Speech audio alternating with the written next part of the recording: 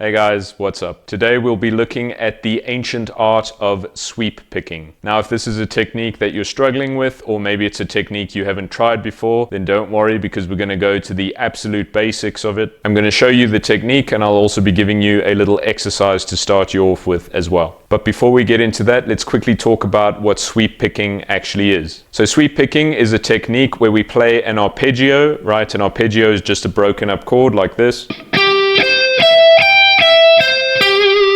But instead of playing the arpeggio in a very staccato way, individually picking each note, we want to use a technique where we glide across the strings. So instead of this, we want it to sound like this. Right, we do it using all one single movement downwards and one single movement upwards. All right, but how do we actually do it? So the first thing you've got to look at is the angle that your pick is approaching the strings. So the first way is where you tilt your pick up when you're playing downwards and you tilt your pick down when you're playing upwards. And this is kind of the most common way to approach the strings for sweep picking for a lot of people. But I prefer a bit of a different angle where it's more similar to my regular picking angle. So when I'm picking, I don't have my pick flat like this. I come at a bit of an angle and it works perfectly fine for me. So play around with different picking angles and see what works best for you, where you can glide across the strings without any resistance, right? When we're sweep picking, as long as the pick is not creating resistance on the strings, then we're all good. The next thing to look at is your pick grip. If you're squeezing too hard while you're trying to sweep pick, it's just going to rake through the strings. It's just going to sound horrible. Now, the next super important thing for sweep picking is we've got to ask ourselves, should we be picking from the wrist? Should we be using the elbow? Should we be using the shoulder? And in all honesty, the answer to that is whatever works best for you.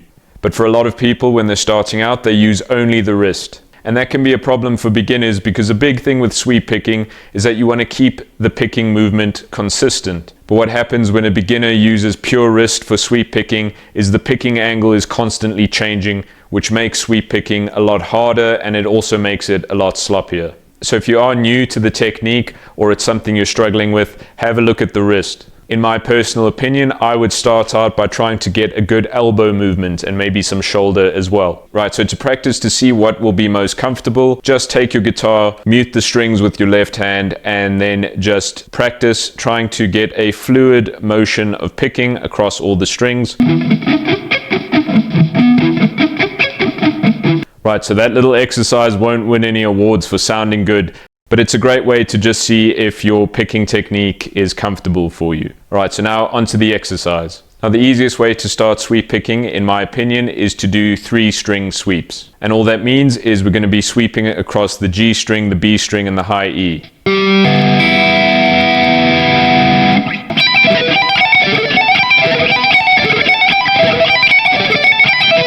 So if you're still new to sweep picking, this exercise might sound a bit intimidating, but it's actually very simple. Essentially what we're doing is we're just playing 2 arpeggios, an E minor and a D major. So we start off on the high E string and we go to the 15th fret with our index finger, and we're going to do a hammer-on from the 15 to the 19 and then back to the 15. So we're going to start downwards, or you can pick it upwards if you like. So we're going to go... And then after that, we're going to go to the B string, the 17th fret, and we're going to pick this upwards. And then we're going to go to the G string on the 16th fret, and we're going to pick that upwards. So altogether, that's...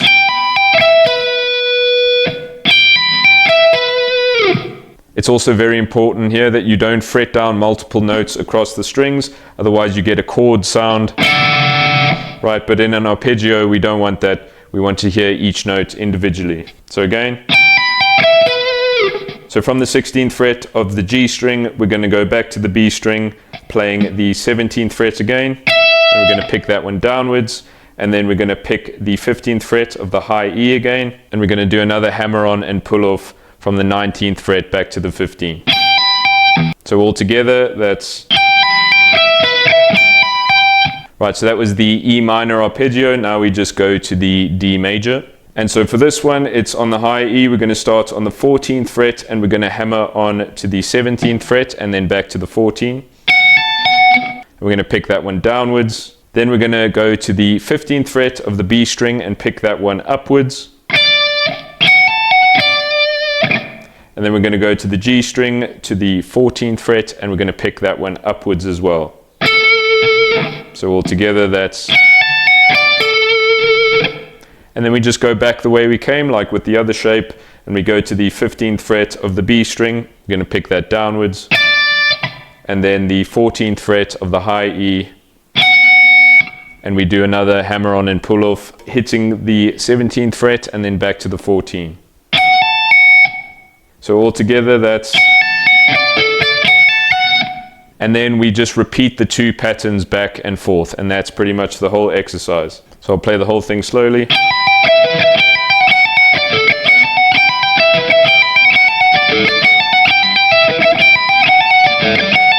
So yeah, that's pretty much it. Remember to take it slow and really focus on where the movement's coming from, the picking movement, and just make sure that you've got the picking angle that makes the most sense to you.